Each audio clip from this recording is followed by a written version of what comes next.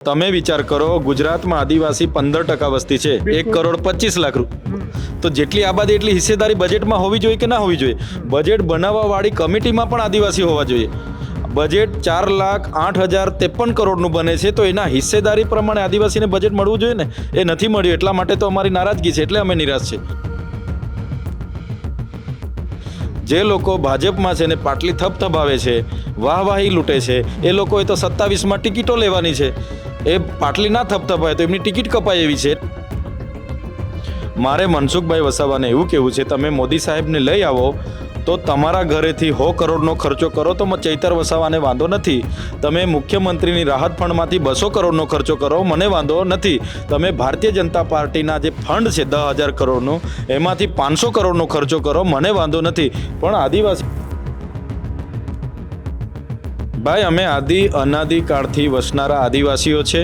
અમે નથી વનબંધુ, નથી વનવાસી કે નથી ગિરિરાજ. અમે ઓરિજિનલ આદિવાસી. આજે બિરસા મુંડા ભવન ગાંધીનગરમાં બન્યું છે. બિરસા મુંડાને તો ભગવાન બિરસા મુંડાને તો 12 ચોકીદારની જે મૂકી રાખેલા છે. ખનીજો અમારા વિસ્તારમાંથી નીકળે છે, પાણી અમારા વિસ્તારમાં, વીજળી અમારા વિસ્તારમાં, જમીનો અમારી, જંગલ અમારું, અને આ બજેટોમાં અમારું કોઈ સ્થાન નહીં. એટલા માટે અમે કહીએ છીએ કે ભાઈ, આદિવાસીઓનો 78 વર્ષ પછી પણ વિકાસ નહીં થશે તો અમને અલગ રાજ્ય આપી દો. જે દિવસે અમારી પાર્ટી અમને કહેશે કે આદિવાસી માટે અમને બોલતા અટકાવશે કે ભીલ પ્રદેશ માટે અટકાવશે, તે દિવસે પાર્ટીના પણ અમે રાજીનામા ધરી દઈશું. એમાં કામ મોટી વાત. સાથીઓ, 2011ની વસ્તી ગણતરી મુજબ ગુજરાતમાં આશરે 15% જેટલા આદિવાસી સમુદાયના લોકો રહે છે. વિધાનસભાનું બજેટ સત્ર ચાલ્યું હતું, એ દરમિયાન આપણી સાથે જોડાયા છે ચૈતરભાઈ વસાવા. એમને જ પૂછીએ કે આદિવાસીઓના પ્રશ્નો માટે થઈને, આદિવાસીઓ માટે થઈને કેટલું બજેટ ફાળવવામાં આવ્યું છે. ચૈતરભાઈ, કેટલું બજેટ ફાળવવામાં આવ્યું છે અને બજેટમાં તમને શું લાગી રહ્યું છે? આજે અંદાજિત 4,08,052 કરોડ જેટલું બજેટ વિધાનસભામાં રજૂ થયું. એમાં આદિજાતિ માટે 5,425 કરોડની જોગવાઈ કરવામાં આવી છે. ત્યારે અમને અપેક્ષાઓ હતી કે જે પ્રકારે ડીડીયાપાડામાં નરેન્દ્રભાઈ મોદી સાહેબે જાહેરાત કરી હતી કે આવનારા 5 વર્ષમાં 2 લાખ કરોડ રૂપિયા અમે આદિજાતિ વિકાસ અને ઉત્થાન માટે વાપરીશું, ત્યારે અપેક્ષાઓ હતી કે ઘણી ખરી જોગવાઈઓ આમાં હશે. પણ એવી કોઈ પણ જોગવાઈ આજના બજેટમાં અમને ઉડીને આંખે વળગે એવી દેખાઈ નથી. એટલે આજનું બજેટ એ પુરાતનવાળું, ચૂંટણીલક્ષી અને આંકડાની માયાજાળવાળું બજેટ છે, એવું હું સ્પષ્ટ માનું છું.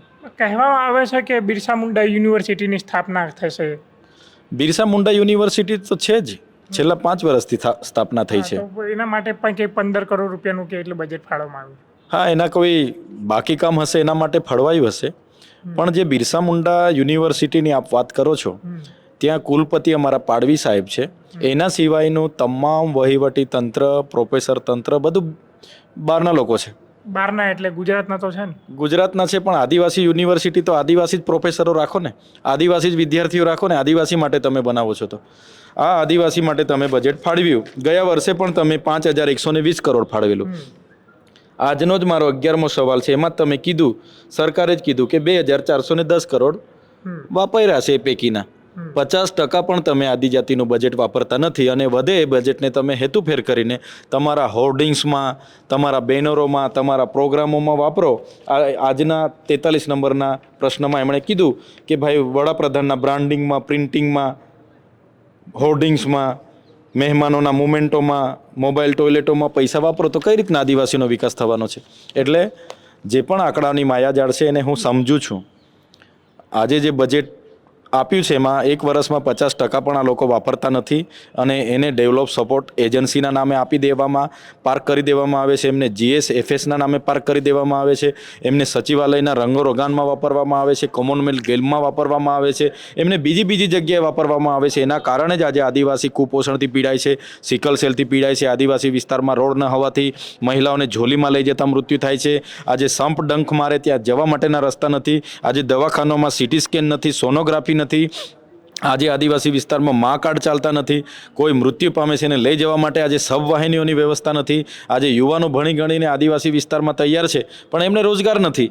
તો આ જે વ્યવસ્થા સરકારે ઊભી કરી છે, નર્મદા ડેમ જ્યાં બન્યો છે એ જ નર્મદા જિલ્લામાંથી હું આવું છું, ત્યાં સિંચાઈનું પાણી નથી આપવામાં આવતું. બાજુમાં છોટાઉદેપુર, દાહોદ, પંચમહાલ, તાપી આપણે ભરૂચ ત્યાં કેમ સિંચાઈનું પાણી તમે કચ્છની વાત આ બજેટમાં કરી કે કચ્છમાં અમે તળાવો ભરીશું 100ની યોજના અંતર્ગત 3200 કરોડની એમણે વ્યવસ્થા કરી તો ભાઈ નર્મદાનું પાણી બાજુમાં આપો ને ત્યાં કેમ નથી આપતા એટલે જે વ્યવસ્થા આ સરકારે ઊભી કરી છે એને અમે ટીકા કરીએ છીએ નિંદા કરીએ છીએ અને એનો વિરોધ કરીએ છીએ કે આ બજેટ એ પુરાતનવાળું બજેટ છે આંકડાની માયાજાળ છે એના સિવાય કોઈ વિશેષ બજેટ નથી. તમે એમ કહો છો કે આદિવાસી વિસ્તારનું જે કંઈ બજેટ છે એના માટે ફાળવવામાં આવે છે એ 50% પણ વપરાતું નથી તો શા માટે એવું થતું હશે કારણ કે આદિવાસી તો મેં નથી કહેતો આજે ગુજરાત સરકારે આપેલી માહિતી છે. ગુજરાત સરકારે ગત વર્ષમાં મેં પૂછ્યું 2 વર્ષમાં સરકાર દ્વારા આદિજાતિ વિકાસ વિભાગ માટે કેટલી નાણાકીય જોગવાઈ કરવામાં આવી ને કેટલી વપરાયેલી છે તો આટલી નાણાકીય જોગવાઈ ગયા વર્ષની જ વાત કરીએ ને આપણે 5120 કરોડની એમણે જાહેરાત બજેટ હતું અમારું એમાં વપરાયું કેટલું તો 2410 કરોડ બીજું બજેટ એ લોકોએ બીજી એનજીઓને આપી દીધું પાર્ક કરી દીધું બીજા ખર્ચા કર્યા તો આવી રીતના થોડો આદિવાસીનો વિકાસ થવાનો છે. પણ આવું શા માટે થાય છે કે 50% બજેટ નથી વપરાતું? તમે વિચાર કરો ગુજરાતમાં આદિવાસી 15% વસ્તી છે 1,25,00,000 તો જેટલી આબાદી એટલી હિસ્સેદારી બજેટમાં હોવી જોઈએ કે ના હોવી જોઈએ? બજેટ બનાવવા વાળી કમિટીમાં પણ આદિવાસી હોવા જોઈએ. બજેટ 4,08,053 કરોડનું બને છે તો એના હિસ્સેદારી પ્રમાણે આદિવાસીને બજેટ મળવું જોઈએ ને એ નથી મળ્યું એટલા માટે તો અમારી નારાજગી છે એટલે અમે નિરાશ છે.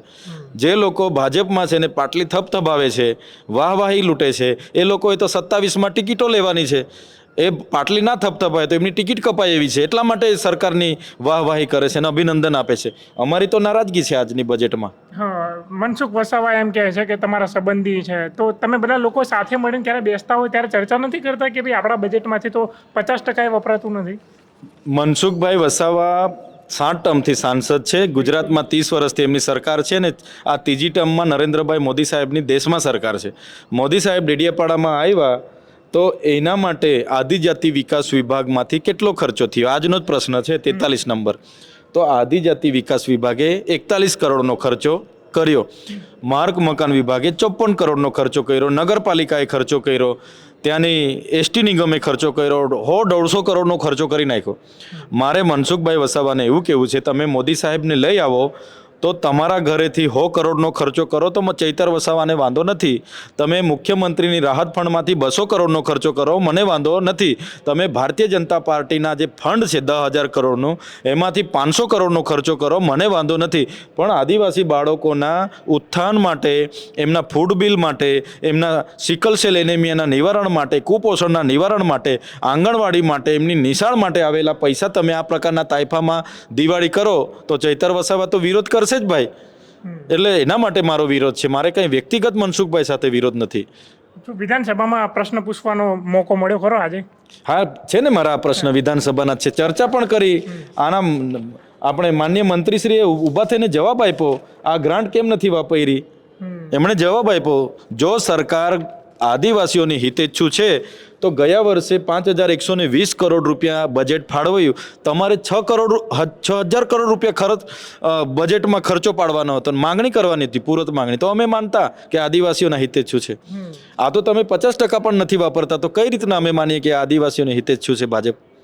બજેટની અંદર મેં વાંચ્યું ત્યારે વનબંધુ જેવો શબ્દો પ્રયોગ કરવામાં આવ્યો તો આ શબ્દ પ્રયોગથી તમે ખુશ છો? આમ બિલકુલ નથી ભાઈ અમે અનાદિકાળથી વસનારા આદિવાસીઓ છે અમે નથી વનબંધુ નથી વનવાસી કે નથી ગિરિરાજ અમે ઓરિજિનલ આદિવાસી છે ને આદિવાસી શબ્દનો જ ઉપયોગ થવો જોઈએ એવો અમે સ્પષ્ટ માનીએ. શા માટે આ બજેટની અંદર વનબંધુ જેવા શબ્દો લખ્યા હતા? એમની માનસિકતા છે ને વનવાસી વનબંધુ એ તો વર્ષોથી ચાલે છે પણ હવે આદિવાસી સમાજ જાગૃત થયો છે. આગળ એ લોકોના અમે જય આદિવાસી બોલતા હતા એનો પણ એ લોકોએ વિરોધ કર્યો છે RSSના લોકોએ. અમે જય જોહાર બોલતા હતા એનો પણ RSSના લોકોએ વિરોધ કર્યો હતો. અમે ડેડિયાપાડા બિરસા મુંડાની પ્રતિમાની સ્થાપના કરતા હતા એનો પણ સાંસદે ને એમના ભાજપે વિરોધ કર્યો હતો અને એ જ પ્રતિમાની ફૂલહાર કરવા દેશના વડાપ્રધાન આવ્યા. જે પ્રતિમા અમે મૂકી છે એ જ પ્રતિમાને તો ફૂલહાર એમણે કર્યું. તો જે પ્રકારે આદિવાસી સમાજ આજે જાગૃત થતો જાય છે આવનારા દિવસોમાં પણ થશે તો આનો જવાબ અમે માગીશું. તો તમારે તો ખુશી વ્યક્ત કરવી જોઈએ કે તમારી વિચારધારા જે કંઈ હતી પ્રતિમા મૂકી અહીંયા આગળ વડાપ્રધાને ફૂલહાર કર્યો. તો અમે કહીએ જ છે ને ભાજપ પર ફૂલહાર કરવા માટે ગુજરાતમાં એક પ્રતિમા નથી. આજે બિરસા મુંડા ભવન ગાંધીનગરમાં બન્યું છે. બિરસા મુંડાને તો ભગવાન બિરસા મુંડાને તો 12 ચોકીદારની જે મૂકી રાખેલા છે. બિરસા મુંડા ભવનમાં બિરસા દાદાને મૂકવું હતું ને એમણે. બિરસા મુંડા ભગવાનને જો ભાજપ એટલું માને છે જનજાતીય ગૌરવ દિવસ ઉજવે છે તો બિરસા મુંડાની પ્રતિમાને કેમ બાર વોચમેનની જે મૂકી છે? બિરસા મુંડાની પ્રતિમાને તો જ્યાં ભવન છે એના સેન્ટરમાં મૂકવું જોઈએ, ત્યાં મૂકી નથી. એની પણ માંગ આવનારા દિવસોમાં અમે કરીશું. ભીલ પ્રદેશને લઈને કોઈ માંગણી કરવાની ઈચ્છા કરી આ સત્ર દરમિયાન? ગયા વિધાનસભાના સત્રમાં રાજ્યપાલના સંબોધનમાં ભીલ પ્રદેશની માંગ મેં મૂકી છે અને આવનારા દિવસોમાં જરૂર અમે માંગણી કરવાના છે. અમારો અધિકાર છે ભાઈ. દેશમાં જે પ્રકારે અલગ અલગ રાજ્ય બને છે એ પ્રકારનો અમારો ભીલ પ્રદેશ રાજ્ય હતું એ રાજ્ય આવનારા ભવિષ્યમાં બનવું જોઈએ. તો જ અમારો આદિવાસીને લોકો સમજશે એવું અમે સ્પષ્ટ માનીએ છીએ. નહીં તો આજે અસમાનતા છે. આજે અમારા બજેટમાં અમારો કોઈ માણસ નહીં મળે, આજે અમારા સચિવાલયમાં કોઈ માણસ નહીં મળે, આજે અમારી હાઈકોર્ટમાં સેશન કોર્ટમાં કોઈ જજ ના મળે, આજે યુનિવર્સિટીઓમાં આદિવાસીઓનો કોઈ કુલપતિ ના મળે, આજે રિયલ એસ્ટેટમાં અમારો કોઈ માણસ ના મળે, તો કેટલું અન્યાય અમારે સહેવાનું છે? આજે અમારી આબાદી 1,25,00,000 છે, એની સામે બજેટ અમારું કંઈ નથી. એટલે અમારા લોકો આજે 80% ખનીજો અમારા વિસ્તારમાંથી નીકળે છે, પાણી અમારા વિસ્તારમાં, વીજળી અમારા વિસ્તારમાં, જમીનો અમારી, જંગલ અમારું, અને આ બજેટોમાં અમારું કોઈ સ્થાન નહીં. એટલા માટે અમે કહીએ છીએ કે ભાઈ આદિવાસીઓનો 78 વર્ષ પછી પણ વિકાસ નહીં થશે તો અમને અલગ રાજ્ય આપી દો, કરી લઈશું અમે બધાનો વિકાસ. તમે બજેટની અંદર વિધાનસભાના સત્રની અંદર તો આ વાત મૂકો છો, પણ તમારી પાર્ટીની અંદર કેટલા લોકો સહમત છે આ ભીલ પ્રદેશને લઈને? પાર્ટીમાં તો ચૈતર વસાવા કહે છે, આખા આદિવાસીના અંબાજીથી ઉમરગામના લોકો કહે છે. અને પાર્ટીમાં જે નેતાઓ છે બીજા, અરવિંદ કેજરીવાલથી લઈને ગોપાલ ઇટાલિયાથી લઈને પ્રદેશ પ્રમુખથી લઈને બીજા બધા નેતાઓ સુધી કેટલા લોકો સહમત છે ભીલ પ્રદેશને લઈને? અરે ભાઈ અમે જ સહમત છે ને બધાને કહીશું. જે દિવસે અમારી માંગણી હશે, અમારી સરકાર આવશે, એ દિવસે અમે ઉપર રાષ્ટ્રપતિને પણ મળીશું, જે દિવસે અમે વડાપ્રધાનને પણ રજૂઆત કરીશું. આજે અમારી ગુજરાતમાં સરકાર નથી, આજે હું એકલો ધારાસભ્ય છું. આવનારા દિવસોમાં 15-20 ધારાસભ્ય અમે ચૂંટાઈ આવીશું. તમે જોજો, અમે રાષ્ટ્રપતિને પણ મળવા જઈશું, વડાપ્રધાનને પણ મળવા જઈશું, અને લોકસભા અને રાજ્યસભામાં પણ અમારી માંગ મૂકીશું. સંવિધાનિક અધિકાર છે ને. આ તો ચૈતર વસાવા આદિવાસી વિસ્તારમાંથી અને પોતે આદિવાસી છે એટલે તમે સહમત છો, બાકી બીજા બધા લોકો સહમત છે કે કેમ એ જાણવું છે એમ? હું આદિવાસી છું, આદિવાસી સમાજે મને ચૂંટ્યો છે, આદિવાસીનું પ્રતિનિધિત્વ કરીશું, આદિવાસી સમાજ માટે લડું છું, લડીએ છીએ. જે દિવસે અમારી પાર્ટી અમને કહેશે કે આદિવાસી માટે અમને બોલતા અટકાવશે કે ભીલ પ્રદેશ માટે અટકાવશે, તે દિવસે પાર્ટીના પણ અમે રાજીનામા ધરી દઈશું. એમાં કામ મોટી વાત છે? સમાજ છે તો અમે છે. અચ્છા, વિચારધારાથી એટલા કટ્ટર છે તો પછી અમે તો જાહેર મંચ પરથી બી કીધું છે ને, એમાં કામ મોટી વાત છે? આભાર આપનો ચૈતરભાઈ. આ હતા ચૈતરભાઈ વસાવા, ડેડિયાપાડાના ધારાસભ્ય. વિચારધારાને લઈને કેટલા સજાગ છે, કેટલા કટ્ટર છે, એમની વાતો ઉપરથી તમને ખબર પડી ગઈ હશે. ભીલ પ્રદેશથી લઈને બજેટમાં જે કંઈ ફાળવણી કરવામાં આવે છે 50%થી પણ ઓછું બજેટ વપરાય છે, એને લઈને પણ એમને નારાજગી વ્યક્ત કરી. જોતા રહેજો ક્રાંતિમાર્ગ ઇન્કલાબ. જિંદાબાદ.